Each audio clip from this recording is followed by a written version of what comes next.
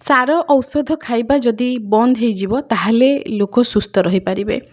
ସାର ଔଷଧ ଖାଇବା କିପରି ବନ୍ଦ ହେବ? ଯଦି ଆମେ ନିଜେ ଚାଷ କରିବା। ଚାଷ କରିବା ପାଇଁ ହେଲେ ଆମକୁ ମାଟିକୁ ଫେରିବାକୁ ପଡ଼ିବ। ନିଜ ମାଟି, ଗାଁ ମାଟି, ଭିଟା ମାଟି। ମାଟି ସାଙ୍ଗରେ ନିଜକୁ ମାଟି କରିବାକୁ ପଡ଼ିବ, ଅର୍ଥାତ୍ ଆମକୁ ପରିଶ୍ରମ କରିବାକୁ ପଡ଼ିବ। ଶାରୀରିକ ପରିଶ୍ରମ, ଝାଳବୁହା ପରିଶ୍ରମ ଯାହାକୁ କୁହାଯାଏ। ସେହି ପରିଶ୍ରମ କରିବା ଦ୍ୱାରା ଆପଣଙ୍କର ଡିପ୍ରେସନ୍ ରହିବ ନାହିଁ, କୌଣସି ଦୁଃଖ ରହିବ ନାହିଁ, କାହିଁକିନା କୌଣସି ରୋଗ ରହିବ ନାହିଁ। କାମ ଯିଏ କରେ ତାକୁ କେବେ ବି ରୋଗ ହୁଏ ନାହିଁ। ଯାହା ବି ଆମେ ଆପଣଙ୍କୁ କହିଲୁ ଏସବୁ ଆମର ମନକୁ ଆସିଲା ବୋଲି ଆମେ କହିଦେଲୁ ଆପଣଙ୍କୁ, କିଛି ବି ଆମେ ଭାବିନୁ।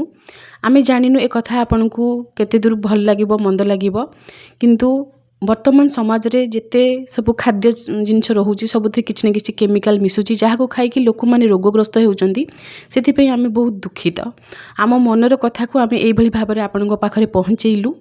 ଆମେ ତ ବହୁତ କିଛି କରିପାରିବୁ ନାହିଁ, ଶାରୀରିକ କ୍ଷମତା ସେହି ଅନୁସାରେ ନାହିଁ, ତଥାପି ଆମେ ଚେଷ୍ଟା କରିଛୁ ଏବଂ ପ୍ରଥମ ଥର ପାଇଁ ବିନା ସାର ଔଷଧରେ କିଛି ଶାଗ ଆମେ ବୁଣିଥିଲୁ। ସେ ଶାଗ ଆପଣଙ୍କ ସାମ୍ନାରେ ତୋଳିକି ଆଣିଛୁ, ଦୁଇ ଥର ତୋଳିକି ଆଣିଛୁ, ଆହୁରି ଅଛି, କାଲି ଆମେ ପୁଣି ଥରେ ତୋଳିକି ଆଣିବୁ।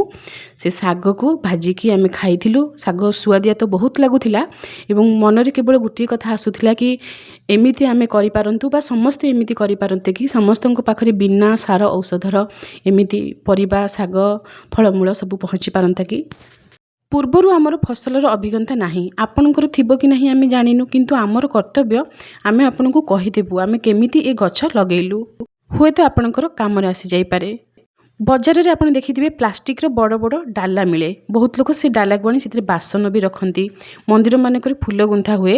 ଇଏ ସେଇ ପ୍ଲାଷ୍ଟିକ୍ ଡାଲା, ଶାଗୁଆ ରଙ୍ଗର ପ୍ରାୟ ହେଇଥାଏ। ସେଇ ଡାଲା ଗୋଟେ ଆମ ପାଖରେ ଥିଲା। ତା ଭିତରେ ଆମେ ଗୋଟେ ବଡ଼ ଜରି, ଯେମିତିକି କିଛି ଗୋଟେ ବଡ଼ ଜିନିଷ କିଣା ହେଲେ ଗୋଟେ ଜରି, ଧଳା ଧଳା ଜରି ମିଳେ, ସେଇ ଜରିକୁ ଟିକେ ଟିକେ କଣା କରିକି ସେ ଜରିଟା ଆମେ ତା ଡାଲା ଭିତରେ ପାରିଦେଲୁ, ପକେଇଦେଲୁ।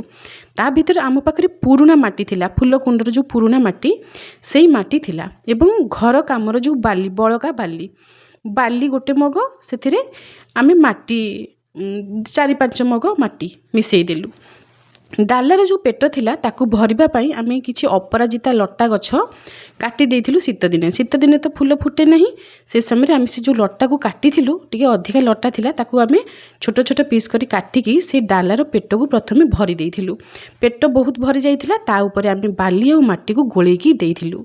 2 ଦିନ ଆମେ ମାଟିରେ ପାଣି ଦେଇକି ମାଟିକୁ ଛାଡ଼ି ଦେଇଥିଲୁ।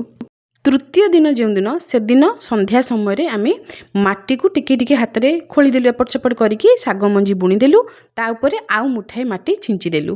ତାପରେ ମନକୁ ମନ ଗଛ ଉଠିଲା। ଆପଣଙ୍କ ସାମ୍ନାରେ ଶାଗ ଆଉ ଆମେ ଭାଜିକି ଖାଇଲୁ, ଆପଣଙ୍କ ସହିତ ସେୟାର କଲୁ।